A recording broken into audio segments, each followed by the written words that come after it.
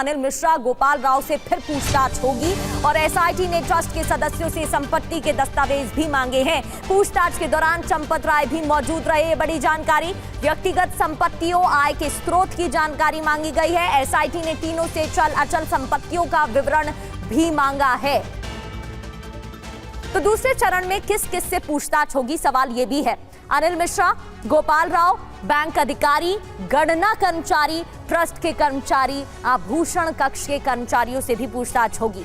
Trust के अधिकारियों से एसआईटी जांच में पूछताछ की जा रही है। एसआईटी की टीम दस्तावेज खंगाल रही है। चंपत राय समेत तीनों ट्रस्टी की संपत्ति पर भी फोकस है इस दौरान और व्यक्तिगत संपत्ति, आय के स्रोत की जानकारी भी मांगी जा रही है। खबर ये कि चल अचल संपत्तियों का पूरा विवरण मांगा गया है। अनिल मिश्रा, गोपाल राव की संपत्ति कितनी बढ़ गई है, सवाल ये है, इस पर भी फोकस है। अनिल मिश्रा से उनके नए आवास को लेकर सवाल किया जा रहा है। अब जब हुए ऑडिट का पूरा लेखा जोखा मांगा गया है तो आगे क्या सामने आएगा वो देखने वाली बात है। 8 घंटे में क्या जांच हुई है ये आपको बताते हैं। 8 घंटे के भीतर क्या जानकारी सामने आई है। भूमि खरीद से जुड़े लेन देन का सत्यापन, आंतरिक ऑडिट रिकॉर्ड की बारीकी से जांच की गई। कुछ अहम दस्तावेज एसआईटी ने कब्जे में भी लिए हैं और ट्रस्ट के तीनों सदस्यों की संपत्तियों का परीक्षण किया जा रहा है। व्हील चेयर सेवा से जुड़े 3 राइडर भी रडार पर हैं, उन पर भी रडार है और अब उनसे पूछताछ शक है कि ये लोग गणना कर्मचारियों के कैरियर थे। दर्शन सेल के कुछ सुरक्षा कर्मी भी जांच के घेरे में बताए जा रहे हैं और एक राइडर ने अविनाश शुक्ला से 2 लाख रुपए लिए थे, ये भी खबर मिल रही है। क्यों लिए गए थे, क्या ये चोरी का ही पैसा है, हर एक पहलू से जांच हो रही है।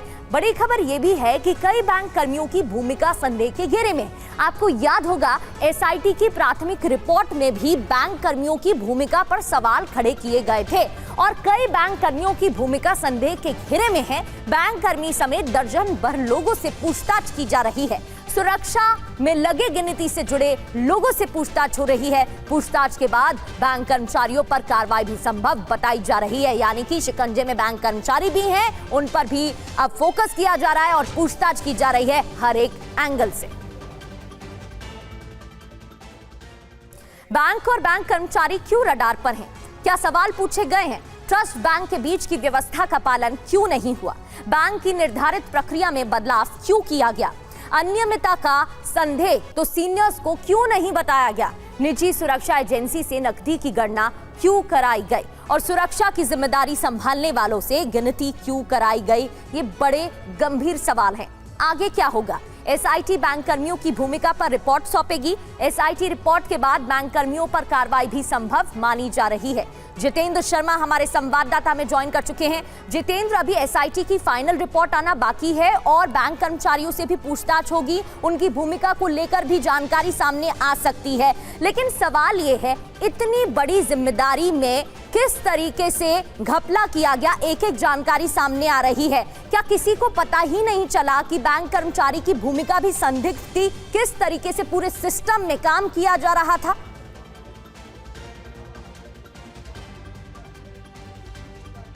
जी बिल्कुल प्रगति, देखिए 8 लोगों की गिरफ्तारी इस मामले में हुई है। ये वो 8 लोग हैं जो कि चंदे की गणना में सम्मिलित थे, यानी कि जो सीधे उसमें भागीदार थे। लेकिन ये 8 लोग एक संगठित तरीके से काम कर रहे थे और ऐसा जांच एजेंसी अब यही जानना चाहती है, एसआईटी अब यही जानना चाहती है कि जो चंदा चोरी की जो वारदात या फिर के जो नेक्सस है वो इन्हीं 8 लोगों के इर्द गिर्द था या फिर जो पदाधिकारी हैं ट्रस्ट के अंदर उन तक भी ये फैला हुआ था या फिर उन तक ये जानकारी थी या नहीं थी। तो ये वो जानने की कोशिश की जा रही है और यही वजह है कि कल चंपत राय हो, इसके अलावा अनिल मिश्रा हो, गोपाल राव हो, इन सभी के दोबारा से बयान दर्ज किए गए। इनसे जानने की कोशिश की गई कि आखिरकार क्या इन्हें इस बारे में जानकारी थी और जानकारी थी तो इनकी जानकारी कब हाथ लगी और उसके बाद इन्होंने क्या एक्शन लिया। इसके अलावा जो प्रॉपर्टी है उसकी भी तफ्तीश की जा रही है और खास बात यह कि प्रॉपर्टी कब कब खरीदी गई, जिस वक्त से चंदा चोरी शुरू हुई क्या उस दौरान कोई प्रॉपर्टी खरीदी गई। तो इस तरह की जो तफ्तीश है अब वो फिलहाल की जा रही है और सीधे ये कहना भी गलत नहीं होगा, जो ट्रस्ट से जुड़े लोग हैं, जो पदाधिकारी हैं, अब जांच उनकी हो रही है और जानने की कोशिश की जा रही है क्या उनका कोई इन्वॉल्वमेंट इसके अंदर है या नहीं है। फिलहाल पुलिस ने लगातार इस मामले में बरामदगी भी कर रही है। मैं इस वक्त राम जन्मभूमि पुलिस स्टेशन के अंदर मौजूद और मैं चाहूंगा कैमरामैन कपिल से आपको दिखाएं। ये देखिए, ये अविनाश जो चंदा चोरी की घटना के अंदर या फिर इस नेक्सस का एक अहम हिस्सा रहा है, जिसके यहाँ से सबसे सबसे बड़ी बरामदगी हुई उसी की निशानदेही पर एक ये ब्रेजा कार भी बरामद हुई है।